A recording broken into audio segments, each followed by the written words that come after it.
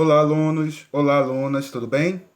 Professor de História, professor Yelton. Na última aula, nós começamos a falar sobre um tema que está associado à origem da vida e do ser humano. Um tema que eu já falei para vocês que é um tanto polêmico, mas que é muito importante nós estudarmos pelo fato da gente poder se posicionar, diante do que é colocado para a gente cientificamente, diante do que é colocado para a gente nas escolas e em outras instituições, para que a gente possa ter um posicionamento diante dessas colocações. Então, nós falamos no primeiro momento sobre a teoria criacionista.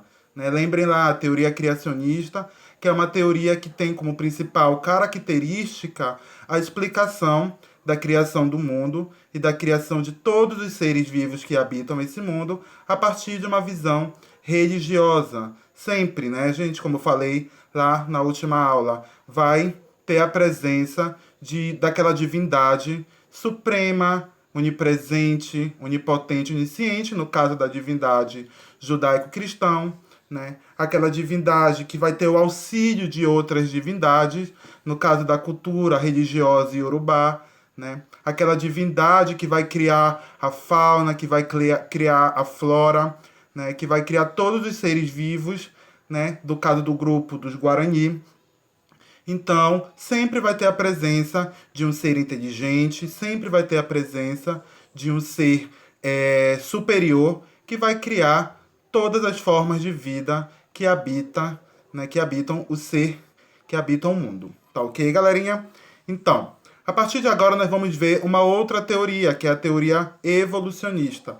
Essa teoria evolucionista ela vai estar o tempo todo entrando em conflito com aquelas ideias defendidas pela teoria criacionista. Tá ok, galera? Lembrem, a teoria criacionista é uma teoria que traz como principal característica um discurso religioso.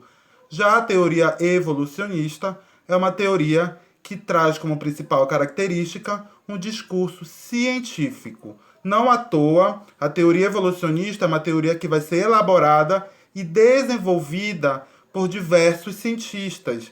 Tá ok, galera? Então, os cientistas eles vão estar aí o tempo todo tomando partido por essa teoria evolucionista. Tá? Esses cientistas eles vão falar o quê? Que vai haver uma alteração. Tá? Essa alteração ela passa a ser sofrida pelas diversas espécies de seres vivos ao longo do tempo. E essas alterações elas vão estar associadas, relacionadas com o meio ambiente, em que esses seres vivos habitam. Essa teoria, a teoria evolucionista, ela é uma teoria que vai ser criada por esse cientista aí chamado Charles Darwin, e o outro cientista chamado Alfred Wallace, Eram dois cientistas, eram dois naturalistas que vão desenvolver lá no início do século XIX essa teoria, na verdade no início não, mas lá pela metade do século XIX, essa teoria chamada de teoria evolucionista. Charles Darwin ele vai ser o cientista que vai mais se destacar na criação dessa teoria. Por quê? Porque nesse momento, além de defender essa teoria junto com Wallace, junto com Alfred Wallace, ele vai também criar e escrever esse livro a partir das observações que, quando esse cientista, Charles Darwin, vai a campo, ele vai começar a observar essas alterações, essas mudanças em que as espécies de seres vivos vão vivenciando, vão sofrendo ao longo do tempo. E ele vai criar esse livro aí chamado Sobre a Origem das Espécies por Meio da Seleção Natural. Um livro que vai ser muito criticado na época, principalmente pelos religiosos, principalmente pela igreja, justamente por entrar em conflito, como eu falei agora há pouco, o tempo todo com a teoria criacionista. Tá ok, galerinha? Então, o discurso de Darwin é o seguinte, ele vai dizer que a origem da vida está em um longo processo de evolução. Para Darwin, teria ocorrido um processo de seleção natural, onde somente aquelas espécies que conseguiram se adaptar às modificações do ambiente é que vão permanecer nesse ambiente. Tá ok, galerinha? Lembrem, vai haver uma seleção natural, onde somente aquelas espécies que conseguem se adaptar às modificações do meio ambiente é que vão permanecer nesse ambiente. Então esse era o discurso de Charles Darwin, né? Aquele cientista que vai criar, como eu mostrei agora há pouco para vocês, essa obra aí chamada sobre a origem das espécies por meio da seleção natural. Tá ok, galerinha? Então essa figura aí que aparece abaixo, né, é uma imagem de Charles Darwin e ele diz o quê? Que a espécie que sobrevive não é a mais forte e nem a mais inteligente, mas sim aquela que melhor se adapta às modificações impostas pelo meio ambiente. Então não interessa aqui se aquela espécie é forte o suficiente ou se aquela espécie é inteligente o suficiente. O que interessa aqui é que essa espécie ela tem que se adaptar a todas todas as modificações que o meio ambiente está impondo naquele momento, tá ok? Lembre, gente, não interessa se a espécie é forte o suficiente ou se ela é inteligente o suficiente. Ela tem que se adaptar àquelas mudanças impostas pelo meio ambiente. Tá ok, galerinha?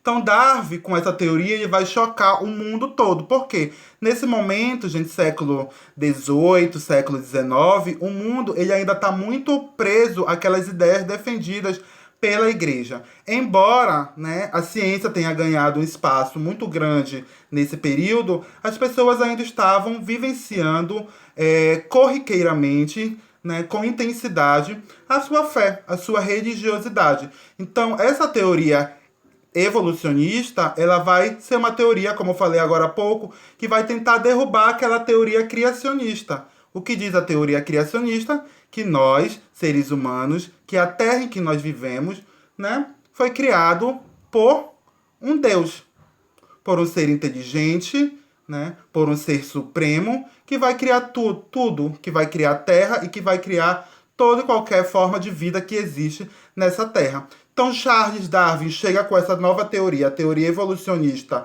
né, entrando em conflito, né, tentando derrubar aquela teoria criacionista. Isso vai chocar o mundo, né, de uma forma muito grande. Então, pela primeira vez, alguém tirava o poder da criação do mundo e da vida das mãos de Deus. Né? No caso aí, quem é esse alguém? É a figura de Darwin com Alfred Wallace. Tá ok, galera? Então ele vai falar o quê? Que o surgimento do homem, o ser humano surge a partir de um processo de evolução a partir de outros primatas, né? O homem e os primatas ele teriam uma origem comum e se separavam ao longo do processo evolutivo. Tá ok, galera? Então eu trago aqui para vocês uma imagem, né, mostrando esse processo de evolução, né, dos primatas até chegar no homem. Tá ok, gente? Tá ok, galerinha? Então, por Charles Darwin defender, né, o tempo todo, ali no século XIX, essa teoria, ele vai ser muito ridicularizado, né, principalmente pela imprensa da época, principalmente pela instituição religiosa daquele momento, no caso a igreja, né, sendo ela católica, sendo ela protestante, vai estar o tempo todo ridicularizando a imagem de Charles Darwin. Então nós temos uma imagem aqui, né, que representa a figura de Darwin, no caso a cabeça de Darwin, num corpo de um primata, justamente pelo fato de Charles Darwin estar defendendo, né, o tempo todo aquela teoria, aquela ideia de que nós, como eu mostrei agora há pouco para vocês, né, de que nós, homens, temos uma origem comum com os primatas. Tá ok, galera? Entretanto, para Darwin, evoluir é mudar biologicamente e não necessariamente se tornar melhor. E as mudanças geralmente ocorrem para que exista uma adaptação das espécies ao meio ambiente em que vive. A esse processo de mudança de acordo com o meio ambiente, Charles Darwin deu o nome de seleção natural. O que é uma seleção? Eu vou selecionar algo, eu vou escolher algo. Mas quem é que vai escolher, né, esse algo nesse momento aqui? É justamente a natureza, né? Ou seja, somente aqueles que passam a se adaptar às mudanças da natureza, às mudanças impostas por essa natureza, é que vai ser selecionado por ela para que permaneça vivendo, para que permaneça, né, nesse processo de evolução dentro desse espaço. Tá ok, galerinha? Nesse momento também, né, muitos cientistas eles vão começar a utilizar a teoria evolucionista para ligar a origem do ser humano a um grupo de mamíferos chamados primatas, né, que eu falei agora há pouco para vocês. Eles vão chegar à conclusão que esses grupos surgiram lá na África há cerca de 70 milhões de anos. Nesse momento aqui eu trago esse exemplo, né, do Australopithecus, que é o mais antigo hominídeo que se tem notícia, né? Esses australopitecos, eles já andavam eretos sobre os dois pés e usavam as mãos para manusear instrumentos, tá certo? Aqui nós temos um exemplo, né, de um esqueleto australopiteco, né, que foi descoberto na Etiópia lá por volta de 1974 e que, segundo os cientistas que descobriram esses fósseis naquele momento, né, eles chegaram à conclusão que esses fósseis, esse esqueleto, né, ele data de aproximadamente 3,2 milhões de anos. Nesse momento, eles estavam ouvindo uma música da banda, né, Beatles, muito conhecida, né, por todos nós, e a música era Lucy in the Sky of Diamonds, né? E por conta dessa música eles deram nome a esse esqueleto de Lucy, né? Eles descobriram que era um esqueleto feminino de uma Australopiteco, né? E deram nome para esse esqueleto de Lucy por conta da música que eles estavam ouvindo naquele momento. Então aqui eu trago a imagem, né, desse esqueleto, desse fóssil que eles encontraram lá na Etiópia em 1974.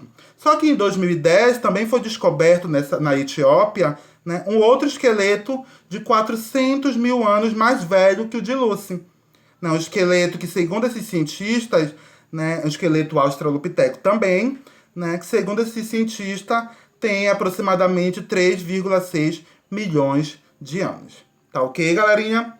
E aqui eu trago algumas informações do gênero Homo, né, que passa a ser defendido ferrenhamente pelos cientistas a partir de então. Nós temos o Homo habilis, Homo erectus, Homo neanderthalis, Homo sapiens, né, que é a nossa origem. Então, Homo habilis, Homo erectus, Homo neanderthalis e Homo sapiens. Cada um, né, desses grupos tem as suas características que vai passando por um processo de evolução ao longo do tempo. Por exemplo, o Homo habilis, primeira espécie capaz de fabricar intencionalmente artefatos simples de pedra e de ensinar o processo aos seus descendentes. Aí nós temos também, mais abaixo, o Homo erectus. Além de utilizar utensílios de pedra lascada, como machado, era bom caçador. Então nós vamos percebendo o quê? Essa mudança, né, de comportamento, essa evolução desses grupos ao longo do tempo. Sobre essas informações, galerinha, vocês podem estar acessando lá na página 38 do livro didático de vocês. Então lá vocês vão perceber cada um desse grupo, cada um desse gênero, né? E vão ver ao lado as características de cada um desses gêneros, o que aproxima, né, esses grupos e o que diferencia esses grupos. Tá ok, galerinha? Então, nós ficamos por aqui. Até a nossa próxima aula.